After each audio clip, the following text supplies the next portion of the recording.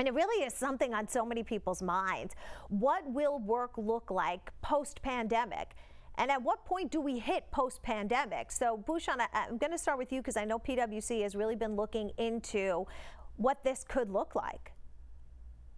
Thanks, Elizabeth. Delighted to be back here. And it's great news about schools reopening. And that's really an important trigger in terms of thinking about how people can return to a physical workplace. I think what we're seeing is some firms are continuing to encourage people to come back where they can. The hybrid workplace is a term that has gone from theory to practice for some businesses, and that involves investments in technology. And we see that a lot of the virtual conferencing companies have invested in technology now that actually makes hybrid work easier.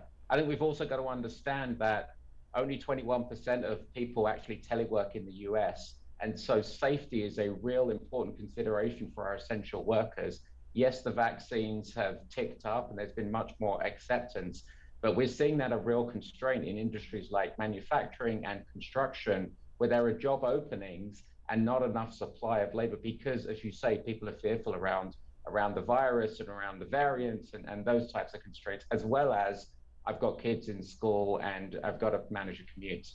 Well, and that's such a big issue for people because if their kids are still at home and they work in, say, hospitality or manufacturing and they have to be there in person, they can't split themselves in half and somebody has to be home, Rachel. Yeah, I mean, this is such a layered issue because we talk about the workplace like that's the first decision.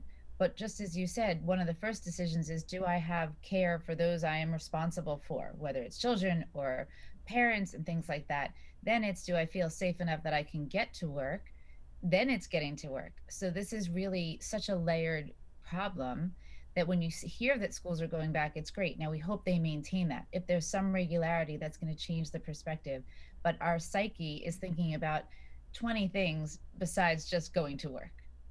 And we do know that many companies have already welcomed some workers back. The end of last month, we saw some new data.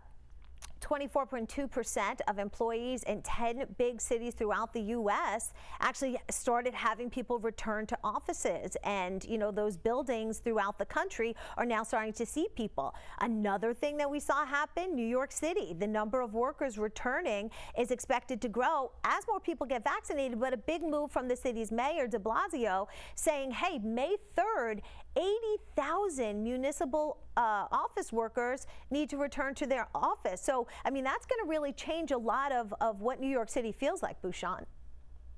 It is, and it's great. And in Midtown today, it's great to see that there's more traffic, there's more people going to offices, but safety is continues to be number one concern. So yes, we've seen increases in hospitality and in construction and manufacturing, but the firms have to continue to double down on PPE, investing in contact tracing if they see appropriate on their workplace, and other procedures to make people feel comfortable. In our one of the surveys we polled people on late last year, people still feel that they have to trade safety for employment, and that's a real concern and a disconnect between business leaders who want to encourage more people to come back and employees who want to have the flexibility. And what we're seeing progressive employers do is give people flexibility and choice where they can. It's such an important part of building employee confidence and as we know, consumer confidence. And I do want to point out, though, you know, your company, PwC, just made a pretty bold move in the UK.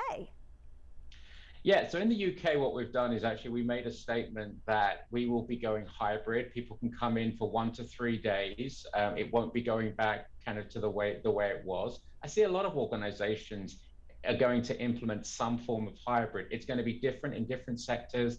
For some people who are client facing, it might be different. For some people whose jobs can be done completely remote, they may be 5 days a week. But I think we're seeing for a lot of knowledge workers that hybrid's real, just firms are going to execute that in different ways.